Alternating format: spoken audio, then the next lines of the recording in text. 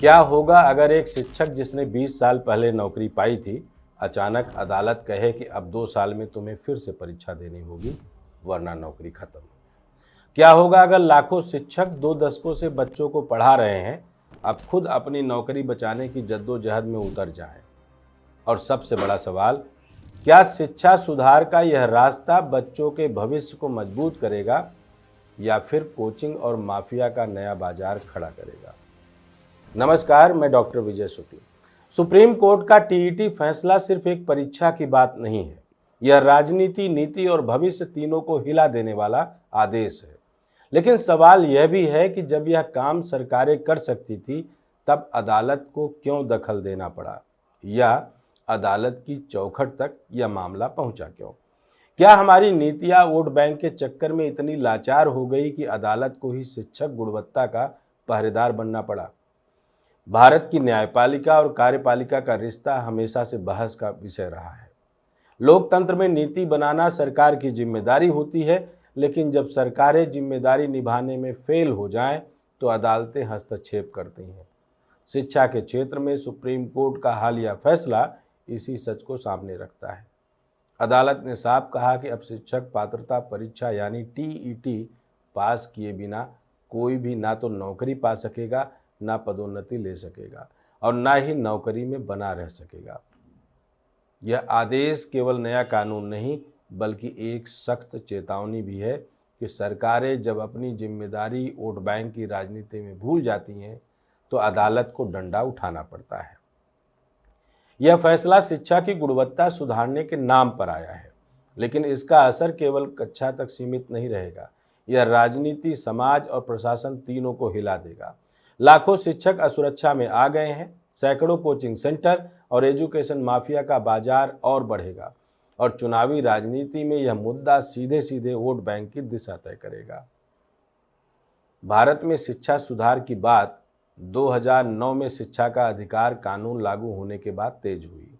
इस कानून ने कहा कि हर बच्चे को गुणवत्तापूर्ण शिक्षा देना सरकार का दायित्व है, लेकिन गुणवत्तापूर्ण शिक्षा तभी संभव है जब शिक्षक खुद योग्य हों। 2010 में राष्ट्रीय अध्यापक शिक्षा परिषद NCTE ने अधिसूचना जारी कर कहा कि अब न्यूनतम योग्यता की कसौटी तय करनी होगी और इसके लिए देश भर में टीईटी यानी शिक्षक पात्रता परीक्षा लागू की जाएगी।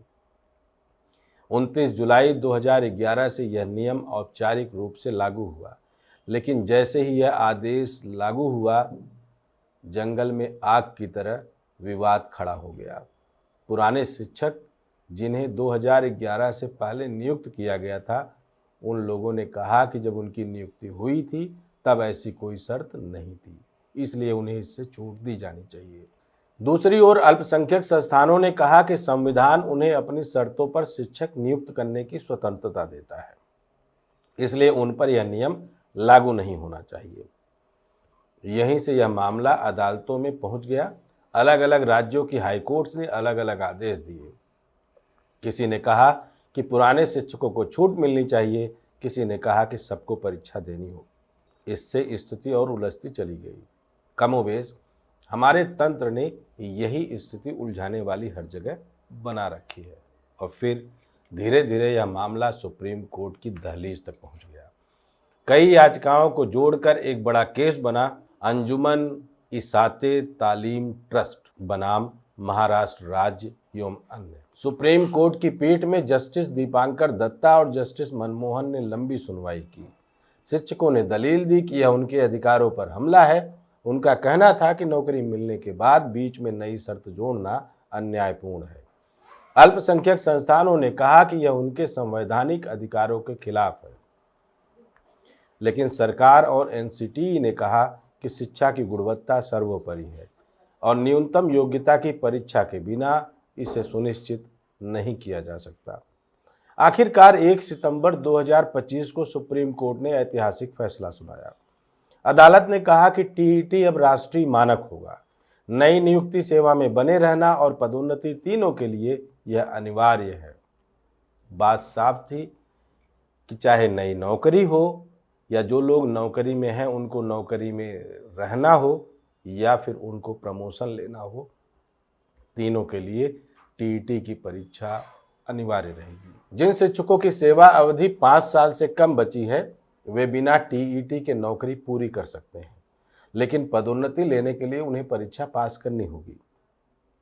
जिनकी सेवा अवधि 5 साल से अधिक बची है उन्हें अगले 2 वर्षों में परीक्षा पास करनी होगी। अगर वे पास नहीं कर पाए तो उन्हें सेवा से हटाया जा सकता है। हालांकि उन्हें पेंशन और ग्रेच्युटी जैसे लाभ मिलेंगे, वो भी अगर उन्होंने अपने सेवा काल में सब कुछ विभागीय नियमों के हिसाब से किया होगा तब, या उसके वो पात्र होंगे तब। अल्पसंख्यक संस्थानों का मामला अभी पेंडिंग है और बड़ी पीठ को भेज दिया गया है। इस फैसले ने एक बात साफ कर दी कि अब कोई भी शिक्षक यह कहकर बच नहीं सकता कि उसने नियुक्ति टीईटी लागू होने से पहले ली थी। अदालत ने 2 श्रेणियां तय कर दी हैं।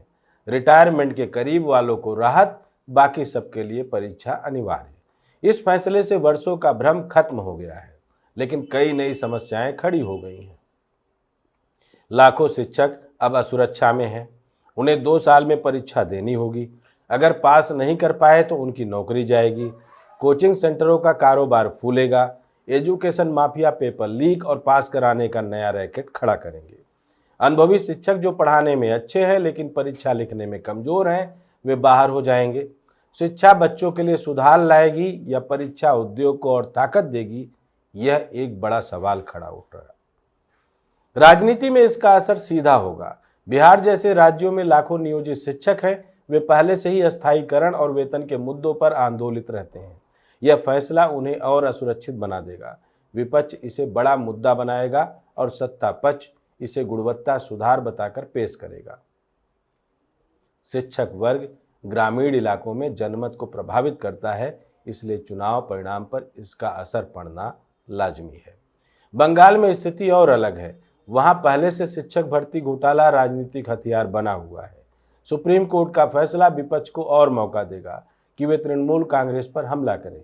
अल्पसंख्यक संस्थानों का मुद्दा बंगाल में सीधे वोट बैंक से जुड़ा है। तृणमूल कांग्रेस इसे अल्पसंख्यक अधिकारों पर हमला बताएगी और विपक्ष इसे पारदर्शिता बनाम भ्रष्टाचार का मामला बनाएगा। उत्तर प्रदेश, राजस्थान, मध्य प्रदेश जैसे राज्यों में जहां शिक्षक संघ ताकतवर है, वहां यह फैसला चुनावी एजेंडे का हिस्सा बनेगा। दक्षिण भारत में निजी शिक्षा संस्थानों का दबदबा है। वहां अल्पसंख्यक संस्थानों के सवाल से राजनीति गर्मा सकती है। सबसे अहम सवाल यह है कि सरकारों को यह काम क्यों नहीं करना चाहिए था।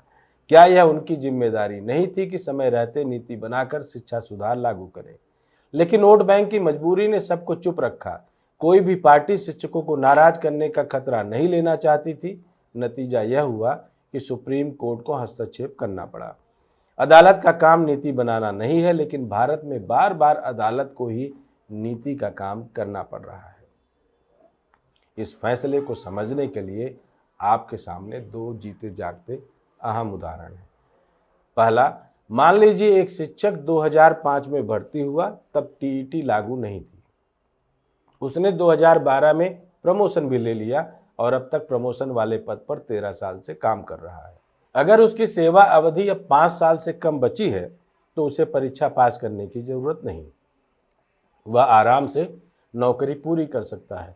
लेकिन अगर उसकी सेवा अवधि 5 साल से ज़्यादा बची है तो उसे अगले 2 साल में टीईटी पास करना अनिवार्य है। अगर वह ऐसा नहीं कर पाया तो उसकी नौकरी खत्म हो जाएगी, हालांकि उसे पेंशन और अन्य लाभ मिलेंगे। अब दूसरे नज़रिए से अगर देखें तो एक शिक्षक 2009 में बेसिक स्कूल में भर्ती हुआ। उसने टीईटी पास नहीं किया क्योंकि तब यह लागू नहीं था। अब उसकी नौकरी में 15 साल बाकी हैं, चाहे वह प्रमोशन लेना चाहता हो या नहीं। उसे 2 साल के भीतर टीईटी पास करना ही होगा। अगर वह पास कर लेता है तो नौकरी और प्रमोशन दोनों जारी रहेंगे। अगर नहीं करता तो उसकी सेवा समाप्त कर दी जाएगी। सुप्रीम कोर्ट ने स्पष्ट कर दिया है कि यह नियम केवल प्रमोशन के लिए नहीं, बल्कि सेवा जारी रखने की शर्त भी है। यह फैसला शिक्षा सुधार का अवसर है, लेकिन खतरा यह है कि यह कहीं केवल परीक्षा तक सिमट कर न रह जाए। जैसे IRDA या UGC नेट की परीक्षा महज औपचारिकता बनकर रह गई है। और पास कराने का उद्योग खड़ा हो गया है, वैसा ही यहाँ भी ना हो सके। तभी यह सफल होगा जब सरकार परीक्षा के साथ साथ प्रशिक्षण, सहयोग और पारदर्शिता सुनिश्चित करे। आज सुप्रीम कोर्ट ने जो जिम्मेदारी निभाई है वह असल में सरकारों की थी। अगर समय रहते नीतियां बनी होती, वोट बैंक से ऊपर उठकर फैसले लिए गए होते, तो अदालत को दखल नहीं देना पड़ता। यह फैसला केवल शिक्षकों का नहीं बल्कि राजनीति का आईना भी है। यह दिखाता है कि हमने अपने भविष्य की पीढ़ी को कितनी बार वोट बैंक की ताकत के आगे गिरवी रखा है। सवाल साफ है और आप सबसे है कि अगर आप शिक्षक हैं तो क्या आपको लगता है कि यह टीईटी वाला फैसला जायज है? अगर आप उस नियम कानून में आते हैं जहां आपको फेल होने पर जबरिया हटाए जाने का प्रावधान है, तो क्या आपको लगता है कि आपको तैयारी करके एग्ज़ाम पास करने की जिम्मेदारी वाले तरीके पे आना पड़ेगा?